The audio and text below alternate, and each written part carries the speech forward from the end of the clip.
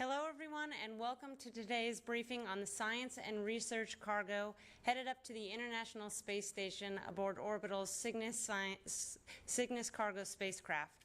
Orbital's Antares rocket is scheduled to lift off tomorrow at 6:45 p.m. Eastern Time from Launch Pad 0A at the Mid-Atlantic Regional Spaceport here at Wallops Flight Facility in Virginia.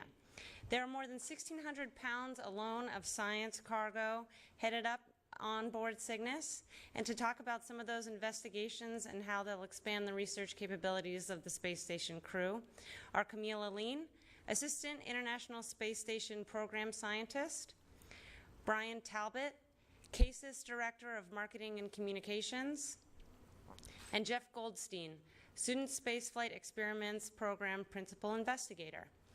For those of you watching on TV today, we'll take questions using the hashtag AskNASA. And with that, we'll go ahead and start. Go ahead, Camille. Thank you, Rachel. Hello, good afternoon. Thank you so much for joining us today. It is our pleasure to share with you some of the science that will be launched on tomorrow's Orbital Cygnus spacecraft, which brings additional critical U.S. capability to ensure the successful research activities that are going on board the space station. The Cygnus spacecraft can accommodate a variety of scientific payloads within its pressurized cargo capsule, and this particular launch will carry a little over 680 kilograms of science payloads, which, as I understand it, is almost about a third of the total supplies that will be delivered tomorrow to the space station. Over the course of a year, we conduct hundreds of experiments on board the space station in a variety of disciplines, including biology and biotechnology, human research, physical science, earth and space science. We do technology demonstration and development, and lastly, education. To date, we have conducted about 1,600 investigations on board the station that represent approximately 1,500 scientists from about 69 countries around the world. These results that are analyzed really help to advance our core knowledge of the natural world around us. It also enables us to further explore our solar system. And finally, it contributes to improving the quality of our lives here on Earth. This particular launch will send supplies necessary to support the ongoing investigations across the several disciplines, but it will also send up some new investigations that we'll share with you here today. The first investigation I'll talk about is called METEOR, and it will be the first space-based observation of the chemical compositions of meteors entering Earth's atmosphere. As you know, meteors are relatively rare, and they're really difficult to monitor from the ground because of the interference of the Earth's atmosphere. So it's really exciting to be able to study them from the vantage point of space. This investigation was developed by the Southwest Research Institute, and it uses high resolution video and image analysis to determine the physical and chemical composition of meteorite dust. This analysis will include characterizing the size, the density, and the chemical composition of the meteors. Investigating these compositions of the meteors adds to our understanding of how planets are developed. Continuous measurements of the meteor interaction with Earth's atmosphere also could spot previously unseen meteors. The second investigation I'll talk about is one of our human health experiments called Drain Brain, and this is sponsored by the Italian Space Agency. It will try to determine how blood flows from the brain to the heart in the absence of gravity. Understanding this blood flow makes it possible for researchers to develop countermeasures to treat headaches and other neurological symptoms that have been reported by crew members living on board the space station. There is a special neck collar that will be used to measure the blood flow from the brain, and it does not require special knowledge to operate. This could make this collar a useful tool for monitoring patients on Earth who have heart and brain disorders. Drained brain also could have implications for development of screening mechanisms for cognitive diseases like Alzheimer's disease. The final investigation I will talk about today happens upon re-entry of a spacecraft. On board the Cygnus is the re-entry breakup recorder we call REBA, and this one is equipped with wireless sensors. This device will be placed on the ATV-5, and it records data during the re-entry and breakup of the vehicle from wireless sensors placed throughout the host vehicle. The data returned is analyzed and used to design future spacecraft that minimize hazards to both people and property on the ground.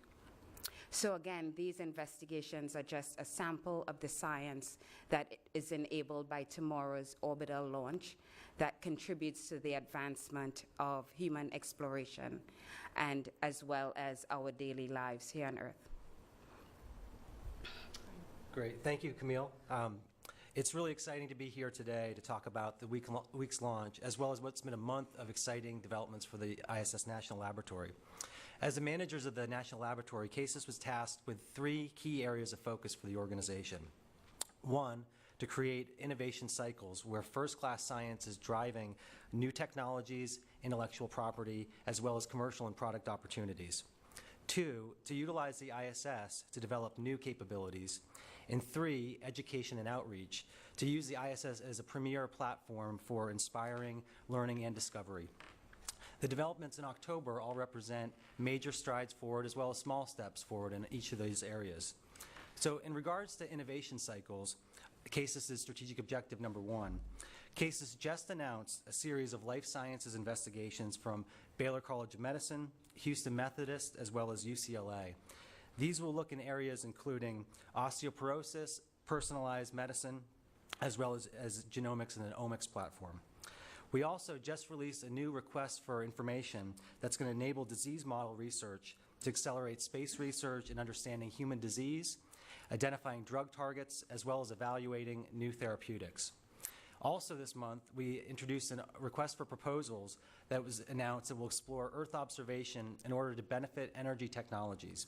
And finally, we're very excited about science experiments that returned yesterday on the SpaceX capsule on our first protein crystal growth experiments. So those looked at cystic fibrosis, Huntington's disease, as well as Parkinson's disease. So we're very excited to find out the results from that. In regards to new capability, CASIS' second strategic objective, last week we introduced a suite of 6 funding awards as part of our Enabling Technologies Request for Proposals that was put out earlier this year. We received a great response to this RFP, and technologies came from a diverse mix of companies. In the essence of time, I just want to highlight 2 of those products, which I think are pretty exciting. The first comes from Dr. Doswell of Juxtopia. So they're going to be developing an innovative augmented reality goggle system. So the comparison technology would be a Google Glass, but it's built for the ISS. Those augmented reality goggles are going to provide virtual assistance that seeks to improve the speed and accuracy with which astronauts can perform ISS National Lab experiments. Moreover, there are already Earth-based markets for these technologies when you think of hostile environments for emergency responders as well as austere or extreme environments. The second technology that's pretty exciting coming out of that request for proposals was the intuitive machines that was actually featured in Popular Science earlier this week. So they're going to be testing a terrestrial return vehicle that addresses the need for small priority payload return from the ISS. So you'll be able to deliver up to 30 liters of ISS payloads much faster and easier. So we're very excited about those as we think they're going to help drive further utilization of the ISS. In regards to education and outreach, which is the third CASIS strategic objective, this flight represents a great opportunity there. So the mission is going to be launching 16 CASIS-sponsored research experiments, the ISS. These were developed through 2 national STEM programs, both fostering a love for learning among elementary and high school students. 10 of those experiments Jeff is going to be talking about in a little while, which is a part of his portfolio from the Student Spaceflight Experiments Program. This is their 6th mission, and CASIS is a very proud sponsor of that program. The other 6 investigations are coming through the CASIS' National Design Challenge, and those are coming from the Houston community. So within Houston, we've selected that region to introduce space-based research to that community. All 6 of those are coming from that area, and we're excited to represent Cristo Rey Jesuit, Audi International School, as well as Duchesne Academy, which I'll be sending experiments up. And we're also very excited that the Cristo Rey Jesuit community will be here tomorrow to watch that launch. So in summary, this is a very exciting time for the ISS community, from new users in government, commercial, and academic, to really life-changing opportunities for student communities. There's a lot of great progress and opportunity. Well, Rachel, thanks for having me. It's wonderful working on this program with NASA, and I'm here to talk about the Student Spaceflight Experiments Program. I'm the Center Director for the National Center for Earth and Space Science Education. We're a nonprofit, and the center, in partnership with the Arthur C. Clarke Institute for Space Education, oversees the Student Spaceflight Experiments Program, or SSEP. The reason we're here today is because we have the Yankee Clipper SSEP Mission 6 to ISS payload going up on Orb-3. There are 18 experiments. We just had 15 come down on SpaceX for Mission 5, which was launched in July on Orb-2. It's really exciting for us to have been on all 4 orbital sciences launches to the International Space Station. And it's kind of amazing to think that just in 4.5 years since program inception, this is now our 8th payload going into orbit, the first 2 on the final space shuttle flights and 6 to ISS. I'd like to just acknowledge a number of partners here. We do this in concert with our strategic partner NanoRacks, which flies commercial payloads through a Space Act agreement with NASA. And we are also very proud to be in national partnership with the Center for the Advancement of Science and Space, or CASIS, as well as Subaru of America. And each of the flight opportunities for SSS works with a network of communities, which at the local level represents a network of local partners. So for Mission 6, we have over 100 partner school districts, companies, foundations, universities, and other research institutions that make this possible. The 18 Mission 6 experiments represent over 6,500 students in grades 5 through 15, so that includes 4-year colleges and universities, working on microgravity experiment design, and over 1,400 proposals that were submitted by student teams for flight experiments. So let me first give you a sense of how SSEP works. It's essentially a call for proposals, and the idea is to absolutely mirror how professional researchers do their thing. If there's a limited professional research asset that NASA has available, not enough to go around to the research community that wants to use it, NASA will issue a call for proposals, and researchers all over the country will design a research program that makes use of that asset and propose to make a case, justify why they ought to get the asset as opposed to some other group. And there is a review and selection process to essentially identify who gets the asset. Well, SSEP works the same way. Every one of the participating communities gets a limited research asset, which is a microgravity research mini laboratory, a fluid mixing enclosure, and I'm showing this right now. Very easy to use, very straightforward, very powerful, the community gets guaranteed launch services to get that mini lab to ISS and return it safely to Earth for harvesting and analysis. And so the mini lab can only contain a single student team designed experiment. So each community, through a team of educators, will engage typically 300 plus students in real microgravity design and experiment design and proposal writing. Those students will break into teams of typically 3 to 5, and each team is designing their own microgravity experiment, and each team is, there's Fly isn't here, each team is writing their own proposal, and typically 60 to 120 proposals are seen across a community. And all of those proposals go through a 2-step review process, and the National Review Board that meets at the Smithsonian's National Air and Space Museum will select the flight experiment for each community. So that's how it works. What we're doing is we are immersing thousands of students in every facet of real microgravity experiment design and proposal writing so that we can inspire and engage the next generation of America's scientists and engineers, and Canada's, by the way, because we have a community, our second community from Canada, on the Mission 6 payload. So let me just say that with regard to this mini lab, very powerful. It's simply a tube that can be sectioned into up to 3 volumes, and one can imagine, for instance, a biological in a freeze-dried format placed in one volume, a growth medium, say, in the second volume, like luria broth, and in the third volume you might have a fixative like glutaraldehyde, which will kill and preserve the biology before deorbit and reintroduction into a 1G environment. So the students have to design against submission of the payload a few weeks before launch, so the experiments have to be put in stasis. They have to take into account the thermal controls along the different transport legs. They have to take into account the specific crew interaction days that NASA makes available and the crew interactions. They are constrained by this real operation of this mini laboratory and real spaceflight operations to and from low Earth orbit. So with regard to the experiments that are flying, there's a very large range of science disciplines flying on Yankee Clipper. We've got crystal growth, efficacy of composting in microgravity, a number of bacterial studies, including growth of coliform bacteria, efficacy of biocides on bacteria, E. coli attachment to lettuce, growth and development of mosquitoes and houseflies, seed germination and geotropism studies, hydroponics studies, microaquatic life in the form of development of fairy shrimp, and rate of food spoilage. So it really is a very diverse array of experiments.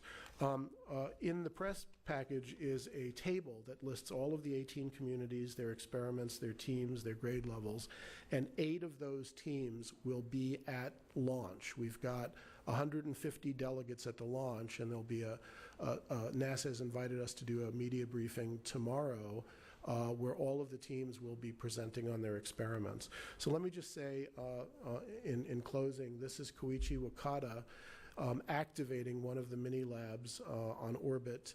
This was a Mission 4 mini lab that went up on Orb-2, and this is happening in January. The next slide is a picture of our team from Ocean City, New Jersey, which is looking at E. coli attachment to lettuce. And this third image is a DC team, which is looking at chrysanthemum seedling development. And let me just say that the DC team is our first 4-year college and university community, led by American University and a consortium of 7 metro area universities. And these students participating are future science teachers. So the idea was to immerse future science teachers in research so that they could see how it works. And let me also say one last thing about another team from North Charleston, South Carolina, who are here, and I see them in the audience, somewhere in the audience. What's interesting about this team is they're looking at whisker growth in microgravity. These are whisker-like metallic crystals that form on printed circuit boards, a real problem in microgravity. And the reason I mention them is that this team submitted a proposal last cycle, and got as far as the finalist stage. And they did not get selected, but based on the strength and weaknesses comments of the review panel, they resubmitted, and now they're the flight experiment. And that's exactly how professional research happens. So I wanted to point that out because we thought that that was a wonderful example of how this program is supposed to work. Okay, we'll take some questions from here in the room. And as a reminder, if you have any social media questions, you can send those to us using the hashtag AskNASA. Go ahead, Ken. Hi, Ken Kramer, Universe Today and America Space. I have a question for Camille and for Jeff. From Camille, can you talk about this meteor experiment a little bit? What does it involve? How are the astronauts involved? It's very interesting. And for Jeff, I'd like to talk to you about Senator Coburn. He criticized your program. I find this extremely disheartening as a scientist that he would criticize student scientists. So I would like you to respond to his criticism. Thank you. So to your first question, the meteor investigation includes hardware that is both video and imaging capability, and it will be set to take those images of the meteor as it's flying through the atmosphere. So developed by Southwest Research Institute. Is it passive or active? It is active. The camera equipment is installed in the wharf, which is a window observation facility on board the ISS. Ken, I knew this question was going to come up, and I just wanted to read the quote from roll call. What Senator Coburn said was, while encouraging young people to take an interest in science is an important goal, the billions of dollars being borrowed to support space station science fair experiments could make a bigger impact in the lives of these and other children in many other more cost-efficient ways. We were very disheartened by that statement. The first thing is he's putting this in a very derogatory sense. I mean, as I said before, these are thousands of students being immersed in real research to see it for themselves. And these students are the next generation of scientists and engineers. These students are in the pipeline to ensure that America's space program can continue for decades to come. This is really important stuff. And to diminish what these student researchers is doing is not right. The other issue is he's way off the mark with regard to funding. He's saying that there's billions of dollars being spent in support of these programs. Let's set the record straight right now.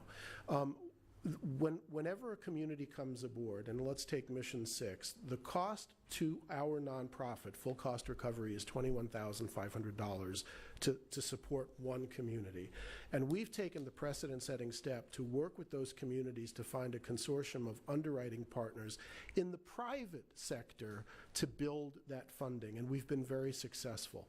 So for Mission 5, which is what he was talking about, the total program cost was $622,000 when you roll in the fully burdened labor hours of the teachers involved. And we raised $572,000 in the private sector. And the reason that the $50,000 was allocated from space station federal dollars for operation. And where did that $50,000 come from? It came from our wonderful national partner, CASIS, because in many of these communities, we work really hard to get to that 21.5, and there might be this little delta left over, a couple of $1,000, and if we can't fill that budget shortfall, they can't participate. And CASIS gives us $50,000 a year per mission just to fill those gaps to get those communities aboard. So we're talking about 8% in federal dollars on this mission. The next mission flying, it's just 4% on federal dollars. And CASIS, by the way, and you can speak to this, one of its strategic mandates is to leverage STEM education on the International Space Station. So you can see this is a hot button for me. Okay, other questions? Moving on social media? Let's go here in the front.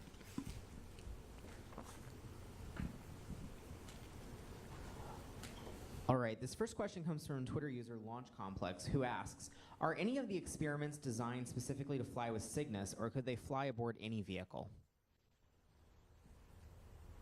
I'll say they can fly aboard any vehicle, but it must be a pressurized vehicle. So Cygnus provides that capability of launching pressurized cargo. All right. Twitter user Kieran asks, how much space does the payload from the SSEP-6 experiments prepared, how much does that take up on the rocket? I believe it's either 10 or 12 tubes in a payload box, which is a 2U box about this big. And so if we have 18, that's two 2U boxes, so 20 centimeters by 10 centimeters by 10 centimeters. All right, then. Kryptonite here asks, what is the goal overall? Why are we doing science with this? Why are we launching all this? Well, our goal for doing research on the space station is threefold. One is to really advance our knowledge of understanding our environment, our natural environment. I think that is what science is. It's the understanding of the natural environment around us. Secondly, is to enable us to further explore space. And thirdly, to contribute to the benefit of humanity's life here on Earth. And let me add to that. I think that any parent recognizes in their children when they're very young that we are born curious. We are born to explore. It's wired in us. So that's what it means to be human. And we as a species are curious about our place in a greater space. We are wired, we are born to go forth. And the International Space Station is part of that mandate. We are born to go forth, and we do these things because we are meant to do these things. Let me just add briefly, too, there's just certain characteristics of doing microgravity research that is the only place in the world and in the universe where you can turn the gravity vector off. And so there's unique things that you can do from a life sciences perspective, from a materials development perspective, from an Earth observation perspective that you just can't do anywhere else. So that's why ISS experiments are so important to improving life on Earth. Okay, other questions here in the room? Let's go here near the front. Hi, my name's Mandy. I'm with NASA Social.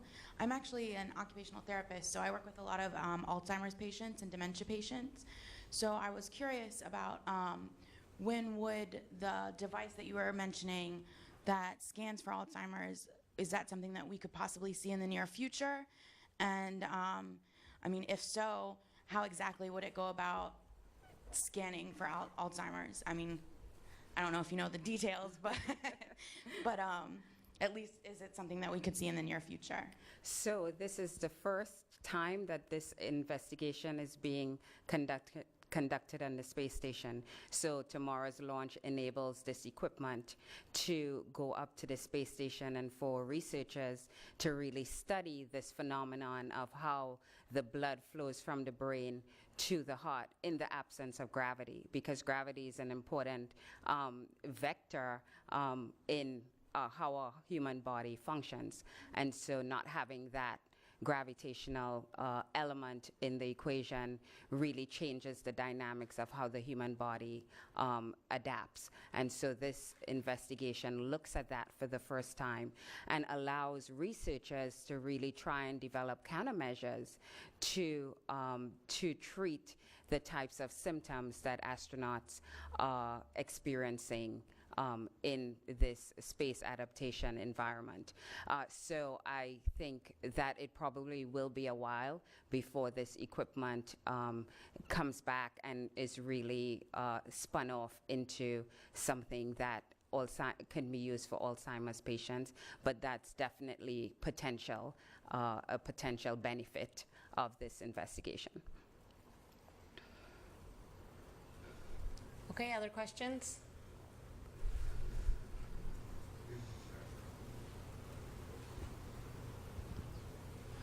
Chase Turner, NASA Social. My question is, well, I have two. One is, with the telemetry for the rebar program, is that something that amateur radio operators around the world will be able to listen into? And my second is, what sorts of CubeSats are being launched? Is it from around the world or just American universities this go around? I'm sorry, I don't know who to ask. You can. Thank Jeff, you. You want to take the second No, one? I don't think, I'm not the right person to ask about the CubeSats. We can find out and get back to you. I don't know about the CubeSats. I know that NanoRacks is launching quite a few CubeSats, so you might want to go to the NanoRacks website. I mean, they're one of a number of organizations, but you might want to go to the NanoRacks website and see what they're doing with CubeSats. And in terms of the first question about amateur radio enthusiasts being able to probably pipe into the telemetry data, it depends. It probably depends on the frequency by which the data is being collected. So that will be the dependent factor. Okay, other questions? Sure. Wait for the mic, though. So is this okay, cool. Oh, no, I hear it now. So is the I have a lot of questions about the meteor thing because planetary formation is like my jam. So so you just basically take pictures of it and you're going to analyze just that image data, or are you going to be able to like grab onto any of them and stick them into like a chromatograph or anything like that? What's the deal? So I'm not the principal investigator of that Okay. investigation, Okay. right? But the idea is that you take the images and the video from the vantage point of space without the interference of the Earth's atmosphere. And that's probably going to give the researchers and scientists a clear understanding of the composition of meteors, which they did not have before. Okay, other questions? All right. Well, I guess that'll do it for us. You can find out more about all of the space station science happening on board our orbital laboratory, as well as the cargo headed up on Cygnus tomorrow at www.nasa.gov/orbital.